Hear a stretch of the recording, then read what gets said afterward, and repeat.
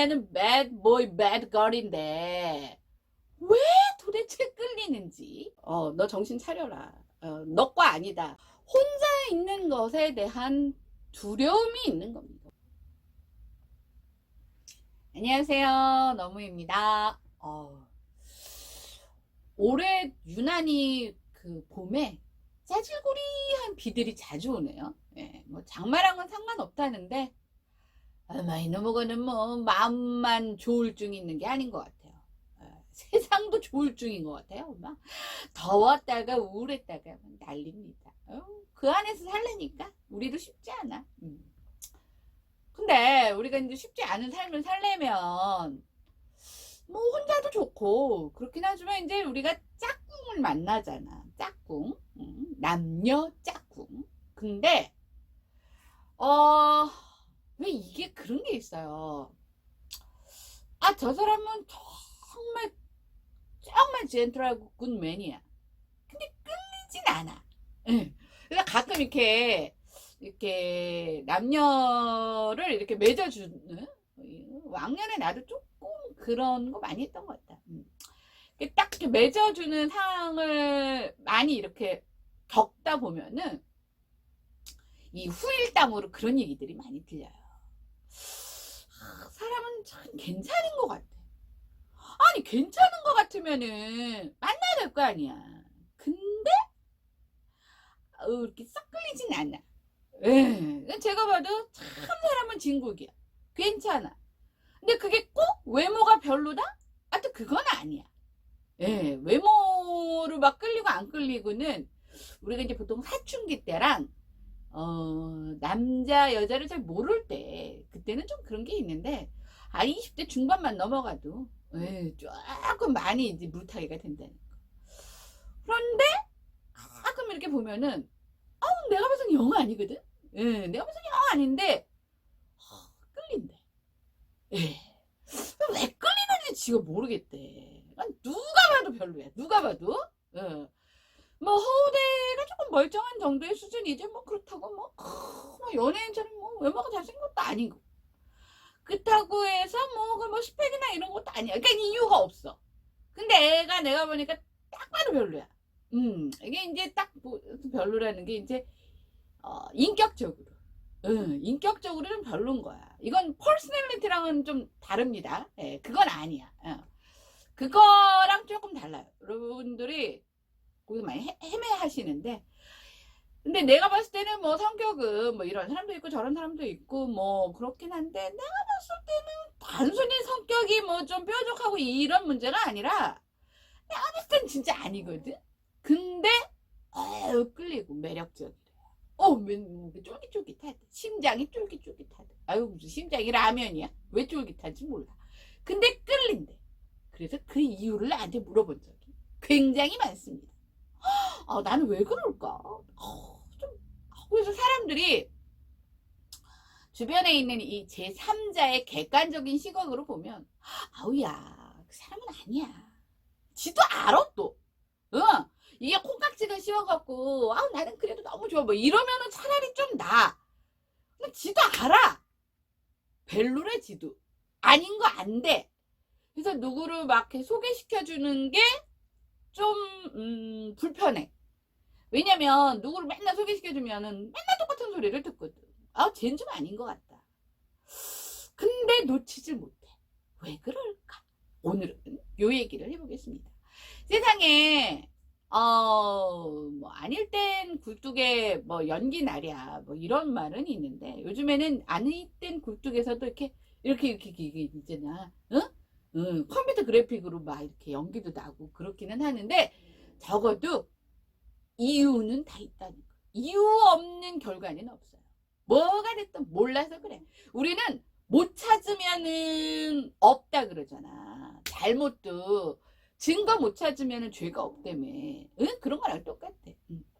자, 그래서 분명히 얘는 bad boy, bad girl인데 왜 도대체 끌리는지 요거에 대한 이유를 제가 3가지로 한번 찾아봤습니다. 여러분들 중에는 난 bad boy, bad girl 누구한테 소개시켜주기 조금 불편해. 왜? 어우, 나 이상한 소리 들을 거 뻔히 아니까. 근데도 끌리는 이유를. 첫 번째. 요게 아주 제일, 케이스 대비해서 확률이 제일 높은 경우의 이유입니다. 이게 뭐냐면, 이래서 이제 제가 사실 부모 교육을 했던 거고요. 이 정서라는 게 이게 눈에 보이지 않는데 일단 무서운 게 있잖아요. 그런 것 중에 하나가 뭐예요? 방사능, 원자력 이런 거 있잖아. 이게 피폭이 되면 뭐 이렇게 막 이렇게 막 뭐 황사처럼 이렇게 눈에 보이는 게 아닌데 계속 거기에 노출이 되면 우리가 어떻게 돼요? 뭔가 막 이게 장기에서부터 이렇게 해서 하고 결국은 이 양이 많아지면 즉사도 하지만 오랜 시간을 두고 이제 사람이 이제 비실비실 말라갖고 죽잖아. 원인도 모르고 죽잖아. 그런 것처럼 이 정서라는 건요, 우리가 딱 눈에 보이는 게 아니어서 그렇지 이 인간을 지배하는 아주 굉장히 무서운 겁니다. 특히 언제적 정서, 어릴 적 정서. 네. 특히 언제? 보통 한 15세 미만까지의 어떤 이 정서적 자아가 만들어지기 이전의 이 정서는 너무나 많은 부분에 영향을 미쳐요. 그 중에 가장 핵심적인 게 뭐냐면 상대의 연인을 만날 때, 결혼 상대자를 고를 때 이 안목이 끌림물이라는 어떤 이상한 이 자극에 의해서 안목이 흐트러져. 이게 이제 뭐냐면요, 어릴 적부터 내 존재를 너는 참 좋은 아이야. 너는 참 귀한 나의 소중한 아이야 라는 그런 자극들이 계속 들어와야 뭐가 생기냐면 자존감이라는 게 생깁니다. 내가 자존감은 나중에 특집으로 다뤄줄 거야. 왜냐면 너무 중요해서. 근데 만약에 어릴 때부터 늘 아휴 저걸 내가 낳고 아휴 내가 너 때문에 못 산다. 너는 어째 하는 일마다 그러냐. 이런 계속 흔한 말로 이 언어적 구박, 뭐 굳이 뭐 언어 폭력까지 안 가더라도 언어적 구박 있잖아요. 에휴, 별말도 아니야. 에휴, 이런 거 이렇게 왜곡된 어떤 자극을 계속 받은 사람은요, 막 내 눈앞에 왕자님의 막 너무 젠틀맨의 진짜 인성도 좋고 뭘 막 나를 되게 막 사랑해주고 위해주고 아껴주는 사람을 만나잖아요. 불편합니다. 그게 뭐냐면 이미 이 뇌에 그 정상적인 사랑이 비정상으로 느껴지는 거예요. 우리가 다리 꼬지 말라고 하고 바른 자세로 앉아라, 뭐 등을 펴고 있어라, 뭐 이런 얘기 하잖아요. 근데 맨날 이렇게 삐뚤어 이렇게 있고 다리 꼬고 막 이렇게 해서 자세가 이미 삐뚤어졌잖아. 나도 거북목. 네. 근데 만약에 그런 사람한테 이렇게 정자세로 이렇게 딱 바른 자세로 허리 딱 펴고 앉으라, 이게 정상인데 불편하잖아요. 불편하니까 다 이렇게 옛날처럼 끼우러지고 이렇게 다리 꼬고 막 이런 거잖아. 이게 뇌에 하여튼 굉장히 무서운 특성 중에 하나입니다. 근데 이게 자세만 그런 게 아니에요. 신체적인 게 아니라 정서적인 부분에서도 어릴 때 나는 나한테 막 귀하게 대해주고 나를 막 아껴주고 사랑해주고 막 이런 거에 익숙해 본 적이 없는 사람이 나중에 그런 어떤 상대를 만나잖아요. 그러면 자꾸 그 사랑에 불편해요. 불편하고 왜곡이 됩니다. 쟤 왜 저런 거지? 뭘 뜯어갈 게 있나? 내가 만만해 보이나?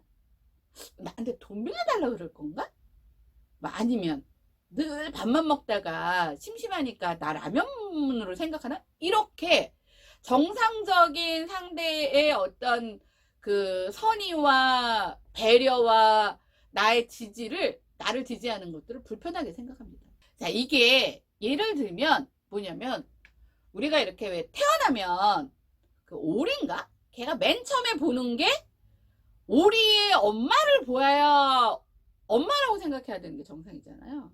근데 예를 들면 오리가 맨 처음에 본 게 너무의 여사의 쓰레빠를 신고 다니는 너무의 여사의 뒤꿈치를 봤어.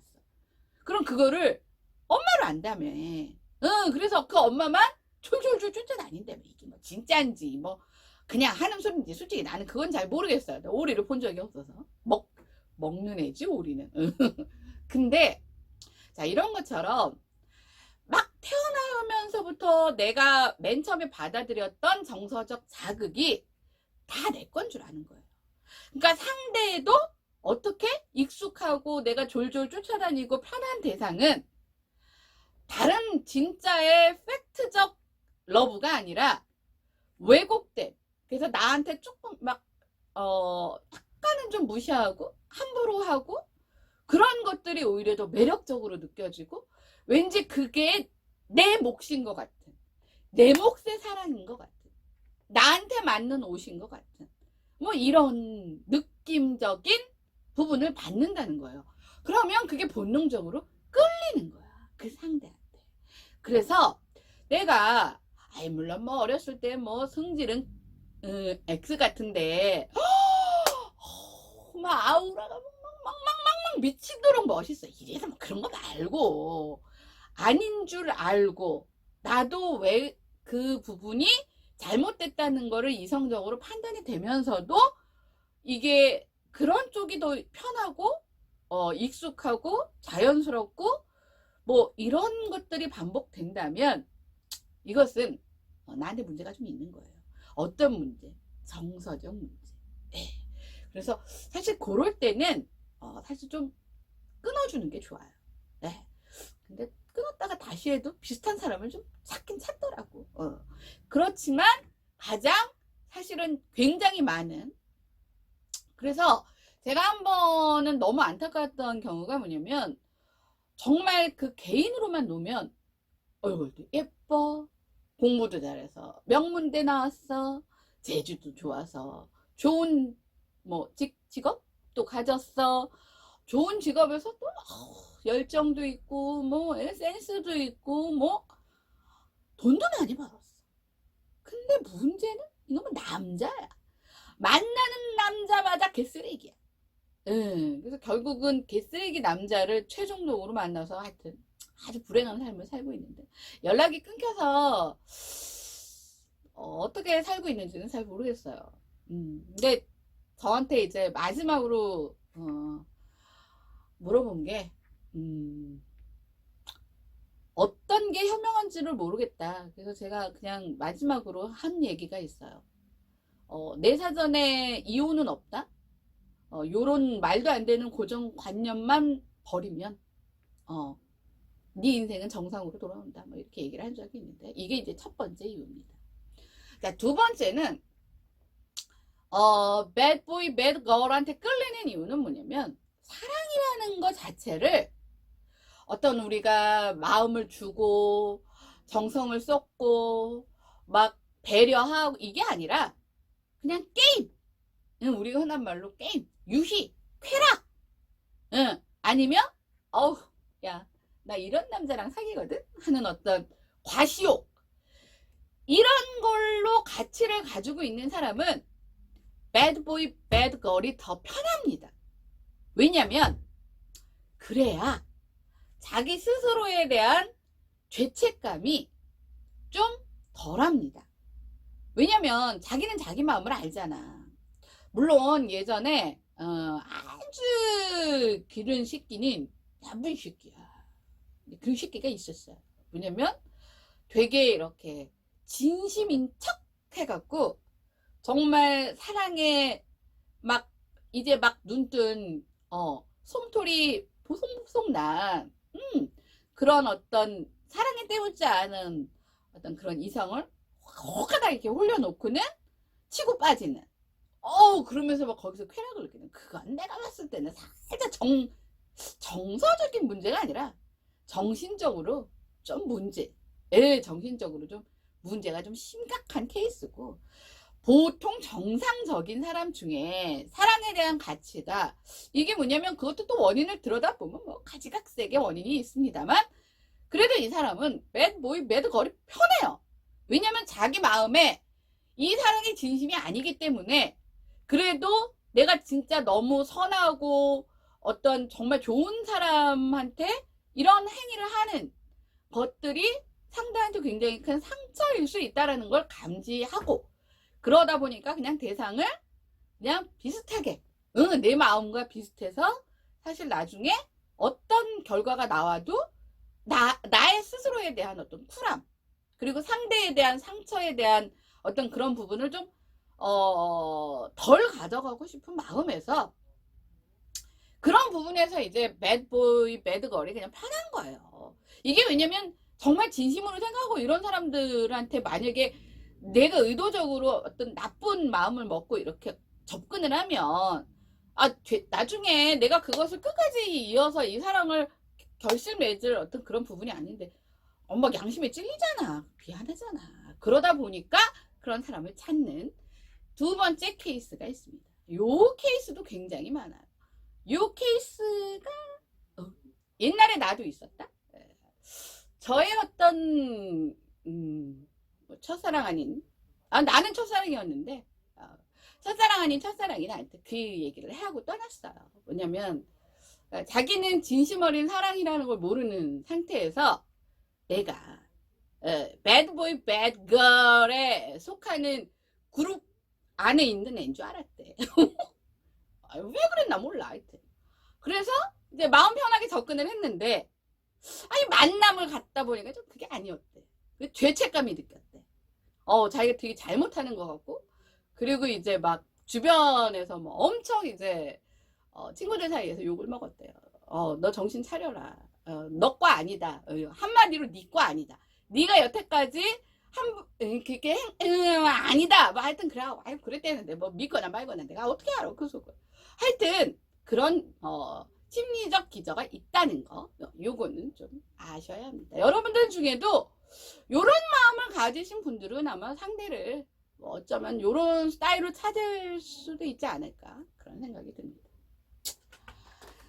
자, 세 번째는 이게 이제 뭐냐면 우리가 보통 이제 왜 그런 사람이 있어요. 누가 봐도 그냥 평범한 애인데 늘 남자가 있거나 늘 여자가 있어. A하고 헤어지면 바로 B가 등장하고 B하고 헤어지면 또 C가 등장하고 C하고 헤어졌는데 다시 A가 나타났다가 또 헤어지고 뭐 D가 쭉 있어. 왜 그럴까? 네. 그게 이제 우리가 흔한 말로는 뭐 플레이보이? 남자 없으면 못 사는 무슨 뭐 우리가 흔한 말로 뭐 그런 끼가 있어서 그래? 아니야. 뭐냐면 혼자 있는 것에 대한 두려움이 있는 겁니다. 혼자 있는 것에 대한 두려움. 이게 뭐냐면 그 사연이야. 또 이게 제각각 달라요. 우리가 흔한 말로 이제 어릴 때 가정사라는 건 10집이 있으면 10집이 다 다르잖아요. 근데 이제 10집이 있으면 10집이 다 다른데 10집이 있는데 그 10집 안에 나의 퍼스널리티도 다 다르잖아. 그러니까 이게 케이스가 막 어마무시한 경우의 수로 막 나타난단 말이에요. 근데 이제 그런 것들이 있습니다. 분명히 객관적으로 봤을 때는 혼자서도 굉장히 실제로 잘 있을 수도 있어. 근데 그냥 지레 그 자유를 못 누리는 거예요. 이게 뭐냐면 이게 심리학에서 되게 많이 나오는 가장 흔한 뭐 그런 뭐 실험 아닌 실험인데 뭐 그거 많이 들어보셨을 거예요. 그 아기 코끼리 때 발목에 이렇게 족쇄를 채워놓으면 이렇게 움직이는 반경이 작잖아. 근데 이제 코끼리가 커졌어. 족쇄는 이미 끊어졌어.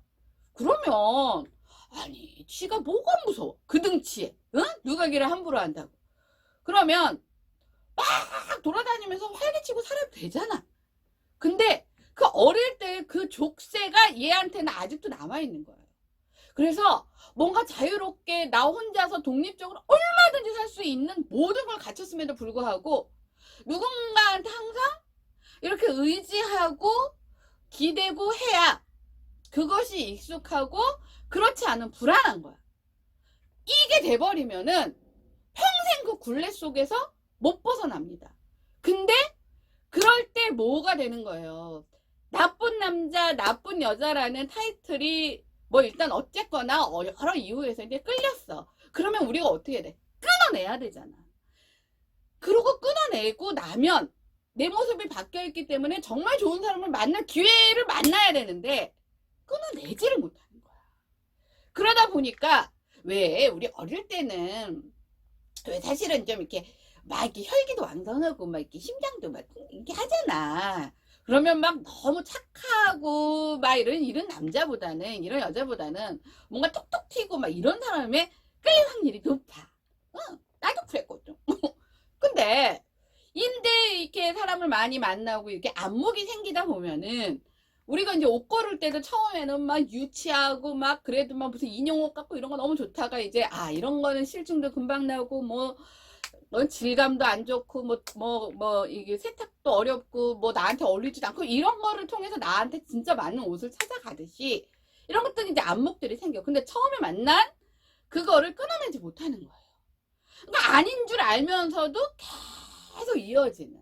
사실은 이런 케이스는요. 사실 이게 누군가의 어떤 조언이나 설명이나 이런 것들로 안 됩니다. 이거는 본인이 해야 돼요.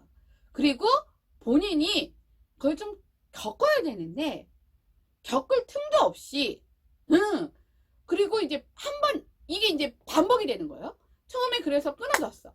그래서 나 혼자 독립적으로 좀 시간을 지내다 보면은 그게 익숙해지고 내가 나 스스로도 혼자 독립적으로 얼마든지 나를 사랑하면서 잘 살 수 있구나를 채 느끼기도 전에 아까 얘기했던 1번 원래 반복적으로 익숙한 그 사람한테 계속 끌리는 이런 것들이 만약에 연결된다면 계속 이런 삶을 삽니다. 그래서 예전에 언제 어떤 연예인 같은 경우 진짜 뭐 하나 부족하지 않을 만큼 모든 걸 갖췄다고 생각했는데 이제 이성을 만나는 단계에서 다 이상한 케이스를 만났어. 그 이상한 케이스가 각각 다르긴 해. 그러니까 참 그거를 어떻게 설명을 해줘야 될지 모르겠어요. 그냥 사실은 그런 사람한테는 그냥 저는 그냥 다 끊어버리고 그냥 혼자서 사는 연습을 하다 보면 거기에서 이제 새로운 출발이 될 수 있다는 말밖에 해줄 수가 없어. 뭐 머리도 다 컸겠다. 뭐 어떡하겠어 내가. 그러다 보니까 내가 할 수 있는 일이라는 건 부모 교육을 통해서 정서라는 게 아이들한테 얼마나 무서운 상상할 수도 없는 영역에서까지 모든 게 다 관여가 돼 있다는 걸 설명할 수밖에 없더라고요. 그래서 우리가 인생의 성패라는 거에서 사실은 뭐 무슨 학교를 가고 어떤 직업을 갖고 이런 것보다는 사실 어떤 이성을 만나느냐에 따라서 정말 좋은 자리로 갈 수도 있고요. 나락으로 떨어질 수도 있습니다. 거기에 이제 뭐 준비 없는 뭐 아이까지 또 겁 없이 이렇게 만들어 버린다 그러면 이건 뭐 어떻게 해줄 수가 없어. 어떻게 해줄 수가. 그러니까 어떻게 해야 돼요? 꼭 이성을 만나는 것보다는 내가 준비가 돼 있는지를 보고 그 다음에 뭘 좀 해도 했으면 좋겠어. 그리고 어떤 그런 시행착오, 이성에 대한 시행착오에 대한 어떤 두려움만 없으면 사실 아무 문제될 게 없는데 무엇들을 그렇게 두려워하는지 솔직히 잘 모르겠습니다. 요즘 같은 100세 시대에.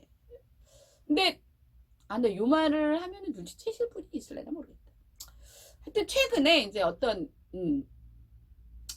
연예인 분인데 뭐 나는 특히 그분에 대한 뭐 개인적인 뭐 호불호는 없습니다. 근데 좋은 사람인 것 같은데 왜 불안한 거 있잖아. 뭔가 불안한 게 있어. 이거는 신기가 있어서가 아니라 경험에 의해서 아닐 수도 있지만 그리고 나의 불안함은 뭐냐면 뭐 이런 거 있잖아요. 나는 꼭 뭐 언제까지 꼭 뭐 결혼을 할 거야. 뭐 꼭 뭐를 할 거야. 뭐 이런 목표의식이나 책임감으로 사시는 분들이 잘못된 이성을 만날 확률이 사실은 조금 높습니다. 왜냐면 관계는 좀 이렇게 프리한 데서 뭔가가 만들어져야 되는데 이게 무슨 국방의 의무 하듯이 뭐 내가 딱 나이가 되면은 뭐 나는 뭐 반드시 무엇을 해야 한다 이런 계획과 이제 인생을 그렇게 타이트하게 이제 통제를 하다 보면은 어떤 나의 회한이 흐려지는 경우들이 있거든요. 그래서 뭐 각자의 인생을 사는 건데 뭐 나는 오지랖 날게 왜 그런 게 보이면은 왜 내가 괜히 막 아우 불안하고 아유 좀 걱정스럽고 그런지도 몰라. 아니 내가 무슨 뭐 응? 누나야? 응? 엄마도 아니고 이모도 아니고 아무도 아닌데 왜 그런지 모르겠어요. 하여튼 여러분들도 내가 살짝 나 어린 나이도 아니야. 나 이미 20대 중반도 넘었고 그다음에 사회생활하면서 뭐 학교 생활하면서 많은 이성을 봤는데 아직도 이 굴레에서 못 벗어나 계신 분들은 혹시 내가 이 세 가지의 어떤 잘못된 정서적 자극 때문에 계속 그 자리에 머물러 있지는 않는지 그런 것들이 있으면 오늘의 선곡처럼 굿바이 베이베를 꼭 해주시기 바랍니다. 이 노래는 미세이가 불렀더라고요. 남들 노래는 다 보이는데 지만 철딱같이 믿고 있어. 남들 눈에는 왜 보이겠어? 그러니까 보였겠지. 근데 참 이게요. 딴 건 몰라도 본인이 그냥 당해봐야 정신을 차린다는 요 진리 아닌 진리가 또 먹히는 게 연애, 결혼이다 보니까 뭐 제가 해줄 수 있는 여기까지입니다. 하여튼 여러분들 좋은 정서를 받아야 좋은 배우자를 만나고 여러분들의 인생이 무엇을 하든 성공하고 행복해질 수 있다라는 이 진리 아닌 진리는 꼭 기억하시면서 다음 시간에 뵙겠습니다. 안녕.